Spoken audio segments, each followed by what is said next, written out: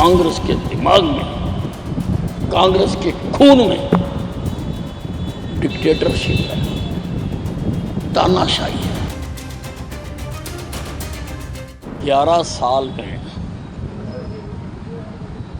हमारी जो जीडीपी थी 11वें नंबर से जापान को क्रॉस कर चौथे नंबर पर पहुंच गई। राहुल गांधी जी को नजर नहीं आता 11 साल हम पहले डिफेंस का सामान इंपोर्ट करते थे, आज हम एक्सपोर्ट कर रहे हैं। आज हमारी डिमांड है,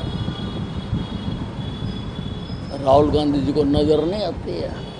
अगर नज़र नहीं आती है तो हमारे ब्रोमोस का क्या असर है? पाकिस्तान से जाके पूछ लें, वो तो उसका दोस्त है, उससे जाके पूछ लें। 11 साल में हमने हाईवेज का नेटवर्क जो 2004 से पहले था उससे 4 गुना ज़्यादा कर दिया। राहुल गांधी जी को नज़र नहीं आता। जितने मेडिकल कॉलेज पहले थे हमने उससे 3 गुना कर दिए।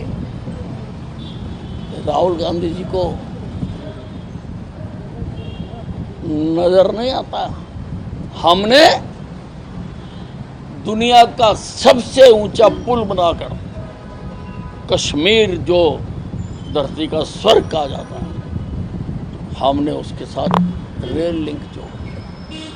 आज दुनिया भर के बच्चों से परीक्षा में ये सवाल पूछा जाया करेगा कि दुनिया का सबसे ऊंचा पुल कहाँ है, वो कहेंगे भारत। कितना गर्व होगा उससे। हमारी टेक्नोलॉजी, हमारे इंजीनियर्स का कमाल सारी दुनिया में छाएगा। इन 11 सालों में भारत की विदेश नीति हमारे सारे विश्व में हमारे रिश्ते बने। राहुल गांधी ने कहा कि सरकार जो है 2025 के बारे में बात करना बंद कर दिया है और 2047 के सपने बेच रही है। देश आज क्या सामना कर रहा है वो नहीं देख रहा। तो मैं आपको ये भी बता दूं कि राहुल गांधी की पार्टी कांग्रेस ने 70 साल में आज़ादी के पहले इस देश के साथ क्या क्या किया। सिंधु नदी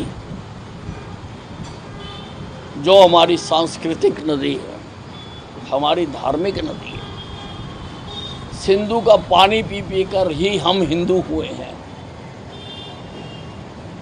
उसका इस पार्टी के प्रथम प्रधानमंत्री ने, जवाहरलाल नेहरू ने 80% पानी पाकिस्तान को दे दिया। हमारे खेत प्यासे हैं, हम पानी के लिए लड़ रहे हैं। इन्होंने देखिए, इन्होंने धारा 370 लगा दी जिससे कश्मीर भारत का अभिन्न अंग होकर भी अलग हो गया। हमारी फौजें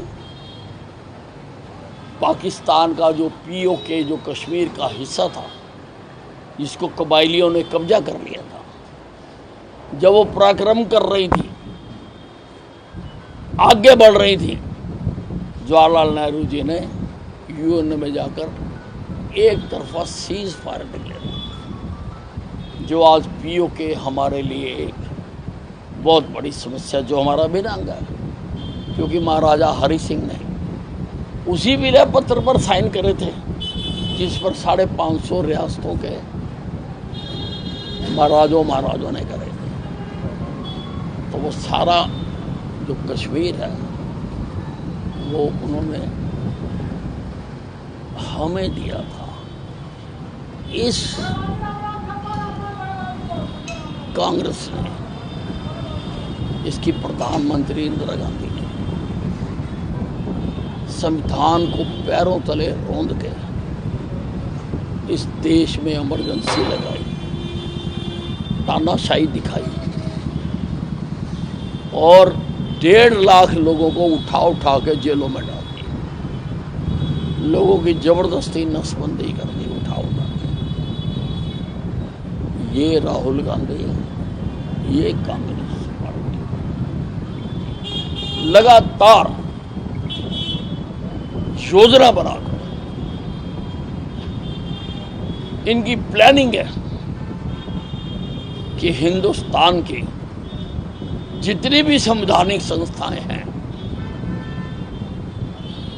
ये उन पर अटैक कर रहे हैं, चाहे वो चुनाव आयोग हो, चाहे सीबीआई हो, चाहे ईडी हो, चाहे कोर्ट हो।